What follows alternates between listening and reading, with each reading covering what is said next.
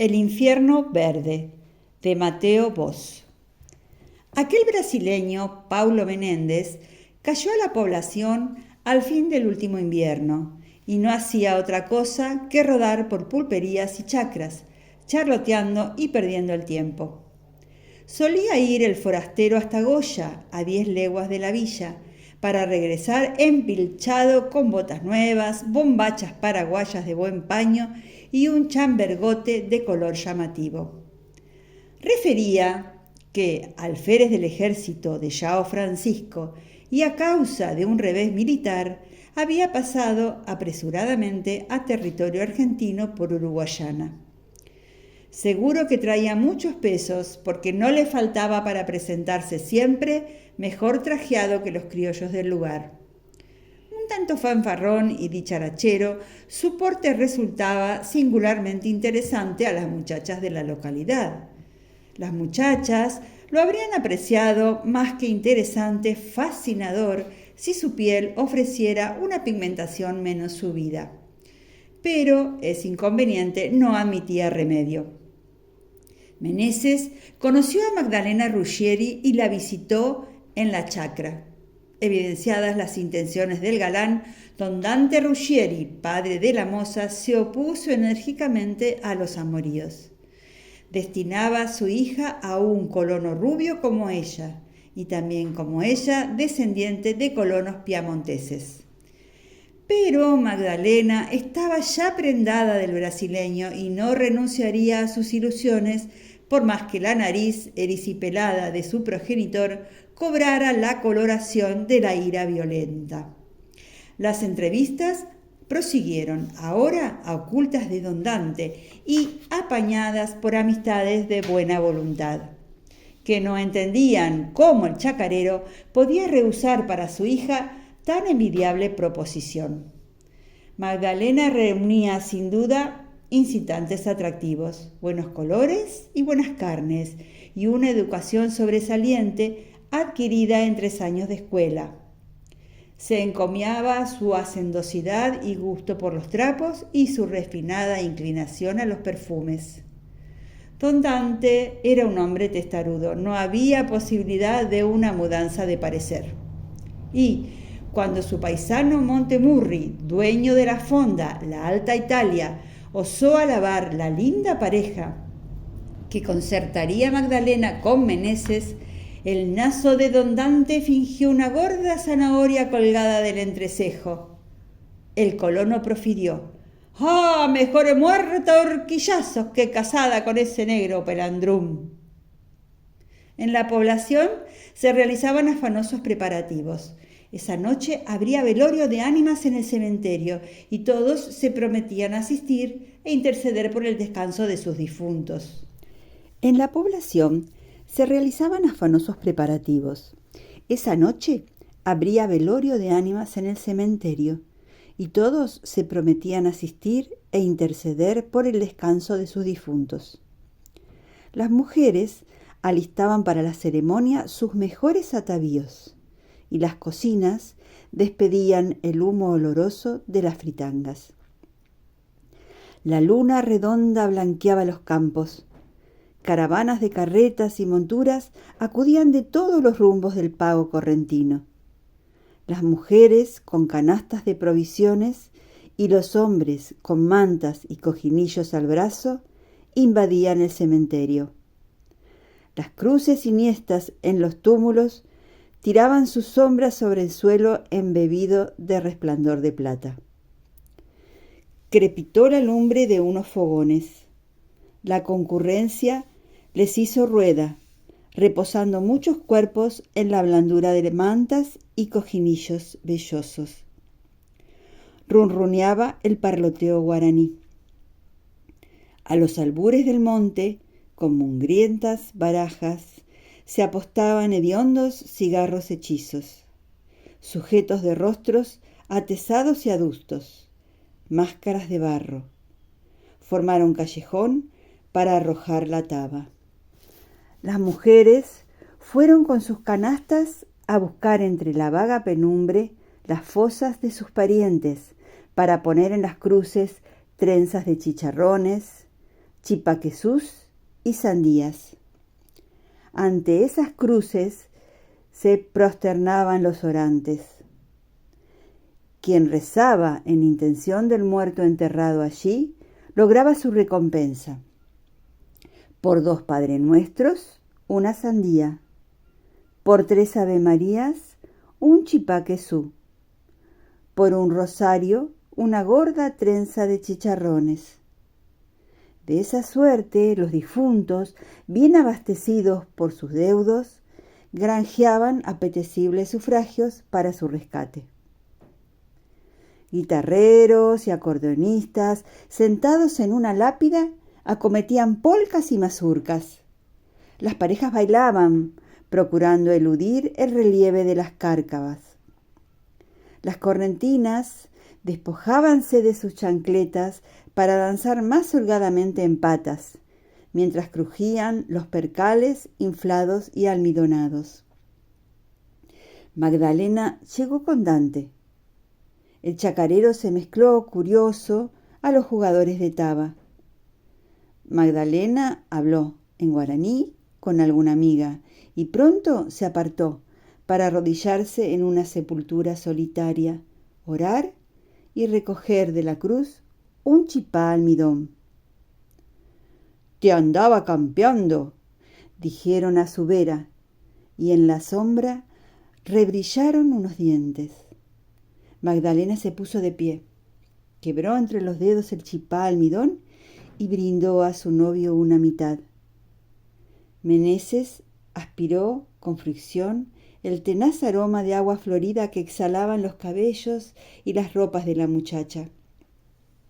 Caminaron al filo de las tumbas, por senderos señoreados de yuyos.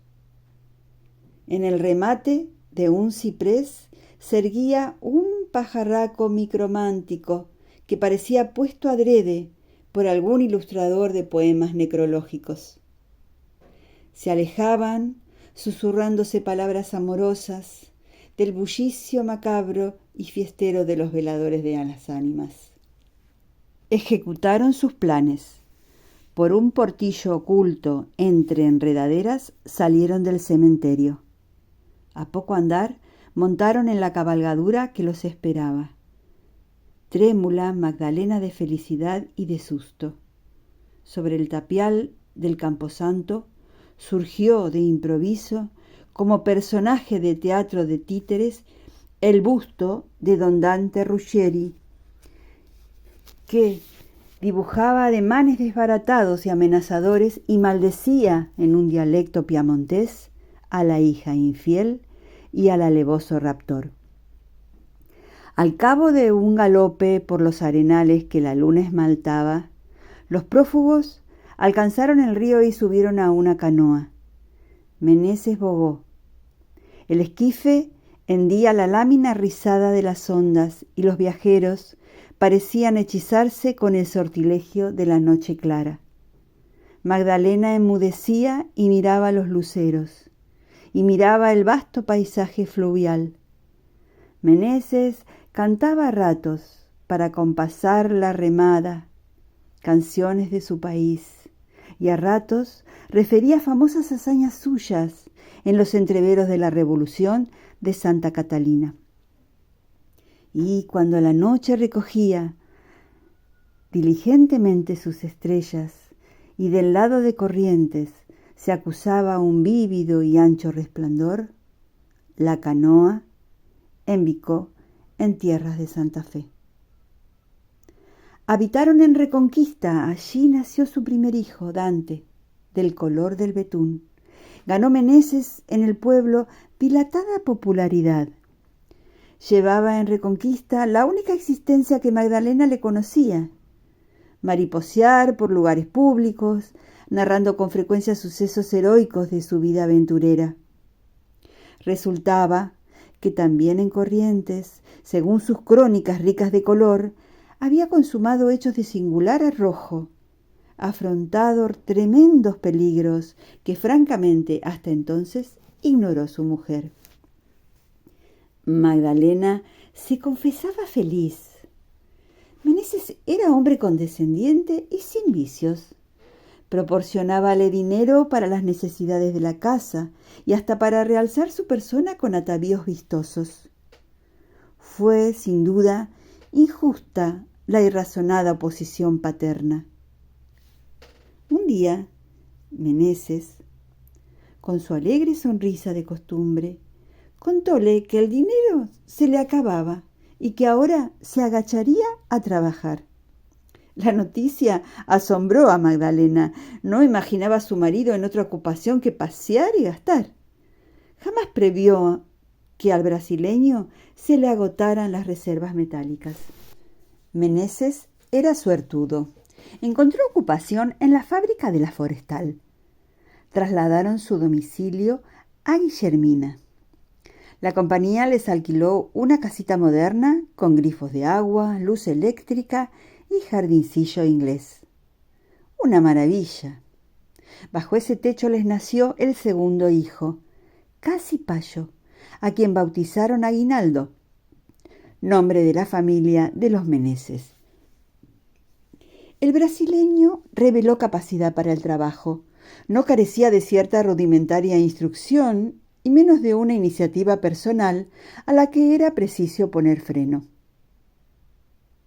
Se pronosticó que Meneses haría carrera en la compañía. Pero súbitamente perdieron sus comodidades y sus perspectivas de prosperidad. Estalló una huelga y a Meneses le dio, recordando sus correrías de insurrecto riograndense, por apellidar guerra contra la Forestal. La gendarmería volante impuso el orden y el brasileño con su familia debió internarse en el departamento. Espoliado por la necesidad y sin modificar su humor, se conchavó en un obraje sobre las orillas del Rabón. Cobijó a los suyos en un sórdido rancho de paja brava. Defendida su desnudez con un pollerín de cuero, enderezaba al monte.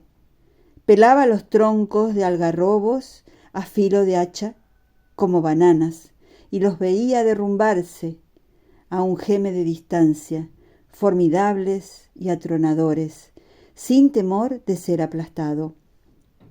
Retornaba al atardecer lleno de aserrín y de sudor, entonando canciones brasileñas. Una vez volvió más animado aún. Un polaco ponderó en el obraje los precios que pagaban en Buenos Aires por las pieles de nutrias. ¿Dónde se podrían cazar? Una vez volvió más animado aún. Un polaco ponderó en el obraje los precios que pagaban en Buenos Aires por las pieles de nutrias. ¿Dónde se podrían cazar en abundancia esos animales?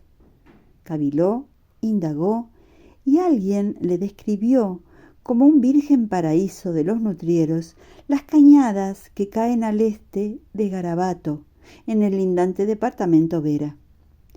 Meneses se exaltó. A la vuelta de pocos años se enriquecería. Concibió proyectos delirantes. Magdalena, aunque más calmosa, compartió los entusiasmos de su marido. Al poco tiempo, Meneses juntó unos pesos y abandonó el Rabón con su mujer y sus hijos. Desdeñaba las ventajas del obraje para pedir mejor fortuna a las cañadas de Garabato, incógnita tierra de promisión. «Brasileño loco», comentó la peonada cuando los Meneses se encaminaban al horizonte. Meneses invirtió casi todo su dinero en los almacenes de Johnson. Adquirió un utilaje completo de cazador de nutrias y provisiones de boca para la excursión. Gentes vaquianas lo informaron de la tierra donde iba a establecerse. Una jardinera los condujo, después de rodar horas, por un suelo fragoso, a orillas del monte. Descendieron y comenzaron una fatigosa caminata. Encorvado bajo el bagaje, se adelantaba Meneses, consultando la brújula y previniendo a Magdalena, con Dante y Aguinaldo en sus brazos, alguna rama o enredadera hostil, alguna cueva insidiosa, una víbora enroscada cerca de sus pies. De raro en raro, Aparecían encima de las cabezas, tras el barullo de los follajes, retazos de cielo remoto. A menudo los envolvían una niebla espesa y húmeda, saturada de agrias emanaciones. El viaje duró 3 días. Magdalena se sentía desfallecer por penosos sobresaltos. Meneses cantaba, y cuando jubilosamente columbraron un espacio libre, sus pupilas dilatadas por la oscuridad, cegándose con la ola del sol y el centelleo del agua. Estaban en las cañadas, amplio circo invadido de pajonales y rodeado de arboledas densas como los muros de una cárcel. Meneses era hábil y fuerte. Con los materiales esparcidos por la naturaleza a su alrededor, construyó una choza y un rústico mobiliario, según pudieron hacerlo los mejores artífices de las edades primitivas. De la choza brotaba una cinta de humo. Aportaban los meneses a ese escondido lugar la única manifestación de vida humana. Parecía reservado el sitio exclusivamente a la lujuria de los pastos y el sosegado medro de los animales silvestres. Sí, se dictaba a Magdalena una existencia de sacrificio, pero el sacrificio se sobrellevaba con conformidad. Los sufrimientos y molestias actuales lograrían generosa recompensa. Paulo se haría poderoso con sus cueros de nutria y radicaríanse entonces en un pueblo grande, Reconquista o tal vez Goya, cerca del caprichoso don Dante Ruggieri, o en el Brasil, si João Francisco triunfaba en sus empresas bélicas. Entonces mandarían los chicos a la escuela. Quería que sus cachorros se educaran. Aún había tiempo. El negro contaba 3 años, el rubio 2. En pocos meses, el brasileño cosechó una partida considerable de pieles. Las nutrias pululaban sin recelar de las trampas, ni presentir las intenciones del hombre que merodeaba por los flotantes nidos y los aguasales. Decidió Menéndez transportar esas pieles a Garabato. Un ruso, venido de Rosario, las acopiaba y pagaba al contado rabioso. Hizo con las pieles un lío bien prensado que llevaría al lomo. Colmó de agua su cantimplora y de galletas los hondos bolsillos de las bombachas. Ahora, sin el estorbo de la mujer y los hijos, y no equivocando los rumbos de la brújula, antes de 2 días de caminata, bandearía el monte. A la semana siguiente estaría de vuelta, con el tirador hinchado de plata y una provisión de comestibles y ropas para el campamento. Meneses se despidió cordial y bromista. Magdalena lo vio alejarse, torcido bajo su balumbo y bañado en la lumbarada matinal. De súbito, el monte lo chupó, y entonces notó Magdalena la garra del miedo y arrepintióse de haber dejado partir a su marido. Pasó esa semana y pasó otra semana más. El monte no devolvía aún a su presa. Magdalena escrutaba ávidamente los quebrachales desde el umbral de la choza. El hombre tardaba. Tal vez las ocupaciones del negocio lo retenían. De día o de noche, Meneses se desprendería de la selva con su risa de hábito y su carga de bastimentos para la familia. ¿Por qué dudar? Transcurrió la estación del año. A los fríos sucedieron los calores y otras hojas reverdecieron en las plantas. Y Meneses no regresó. Magdalena quiso escapar de allí. Con sus 2 hijos vagó días enteros por los montes. Sufrió hambre, sed y pavor. Sus ropas y sus carnes se desgarraban en las zarzas. Cuando ya exhausta se sometía a la inacción y la muerte, sus ojos fulgieron a la vista de un campo abierto. Seguramente el camino salvador a Garabato. Mas otra vez, luego de infinitos rodeos, estaba en las cañadas y frente a su choza. Otra vez, en ese infierno inmóvil, verde, inexorable, que no la dejaba huir. Tuvo en la soledad y en la desesperación un nuevo hijo, que en sus formas todavía inciertas remedaba la boca grande y las sienes aplastadas de Paulo Meneses. Bebían el agua de los charcos y comían las carnes de las nutrias y carpinchos. En balde Magdalena miraba horas tras horas hipnotizada para el lado del monte, mientras en el regazo el hijito se ovillaba y se nutría glotonamente, y Dante y Aguinaldo gateaban en torno de la madre. Cierto día resonó un creciente zumbido de moscardón monstruoso. Tuyangos, bihuás, bandurrias, gallaretas volaban con azoro. Las bestias de las cañadas corrían a sus refugios. Extraña inquietud estremecía a toda la naturaleza. Por lo alto cruzó, estruendoso, veloz, manchado, el ámbito con chorros de humo, el primer aeroplano que surcaba los cielos del Chaco santafesino. Magdalena, sobrecogida, se arrojó al suelo con sus hijos. Padecía la mujer alucinaciones afiebradas. Corría hacia el monte, al encuentro de Meneses que venía, y sus brazos solo tropezaban con los troncos de los árboles. En la paz de la noche, mezclada a los rumores vagos, múltiples, misteriosos del lugar, creyó percibir muchas veces, con el corazón acelerado, unas canciones brasileñas. La inteligencia de Magdalena vacilaba y sus resortes mentales se quebraron la noche en que un gato onza le mató a zarpazos al menor de sus retoños. Una comisión policial fue lanzada tras el matador del comisario de Garabato. El malhechor había tomado para los montes, y a los montes entraron sus perseguidores. Muy adentro de la selva, los policías advirtieron un rumor de malezas rotas y de pisadas fugitivas. Rápidamente formaron cerco con las armas listas. En el centro quedó prisionera una mujer, tapada con unos pocos andrajos y exhalando voces incoherentes. Un Winchester señaló la copa de un ñandubay. Allí estaban, ágiles como monos, y como monos, en completa desnudez, dos chiquilines, rubio el uno, negro el otro. Los bajaron.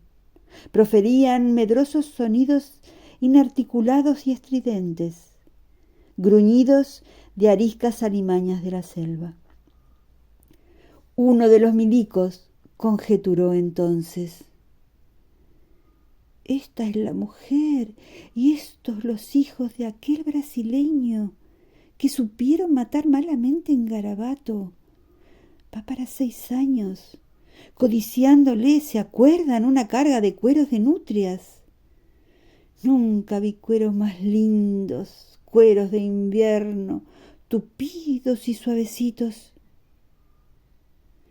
La demente y los chicos, 2 almas caídas en la barbarie, fueron sacados del monte y conducidos al pueblo. Y al saberse en aquella villa de Corrientes el hallazgo de Magdalena, abandonada en un monte, don Dante Ruggieri, cerrando un puño justiciero y victorioso, exclamó: «Per Bacco, los padres siempre tenemos razón. La pobre ragazza». Fin.